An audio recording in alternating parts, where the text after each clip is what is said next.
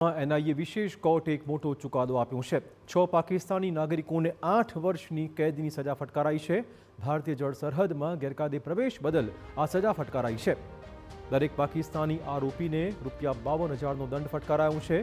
Heroine smuggling અને આતંકવાદી ષડયંત્રના આરોપોમાં તમામ આરોપી નિર્દોષ છૂટી ગયા છે। એનડીપીએસ અને યુએપીએ હેઠળના ગંભીર આરોપોમાં કોર્ટનો રાહતભર્યો નિર્ણય। કોર્ટમાં પુરાવાના અભાવે હેરોઇન સ્મગલિંગનો કેસ સાબિત ન થઈ શક્યો। પાસપોર્ટ વિઝા વગર ભારતીય જળ સરહદમાં પ્રવેશ બદલ પાકિસ્તાની નાગરિકો દોષી ઠર્યા છે। ભારતીય આરોપી રમઝાન પાલાણી સહિત તમામ 7 આરોપીઓ ગંભીર ગુનામાંથી નિર્દોષ છૂટી ગયા છે।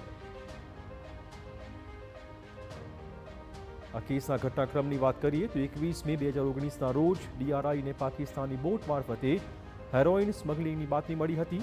જખૌ નજીક ભારતીય જળ સીમામાં ઇન્ડિયન કોસ્ટગાર્ડે અલ મદીના બોટને ઘેરી હતી।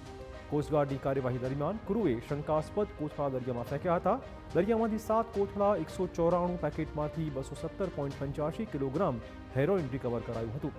એનઆઈએ 6 પાકિસ્તાની અને એક ભારતીય આરોપી સામે ગુનો દાખલ કર્યો હતો। હેરોઇન સ્મગલિંગ અને આતંકવાદી ષડયંત્રના ગંભીર આરોપ મુકાયા હતા। સુનાવણી દરમિયાન તપાસ પ્રક્રિયામાં કાયદાકીય ખામીઓ પણ સામે આવી। એનડીપીએસ એક્ટની ફરજિયાત પ્રક્રિયાનું પાલન ન થતાં કેસ નબળો પડી ગયો।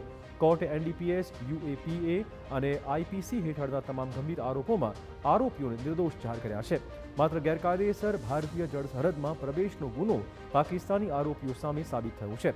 એનઆઈએ વિશેષ કોર્ટે 6 પાકિસ્તાની નાગરિકોને 8 વર્ષની કેદની સજા ફટકારી છે।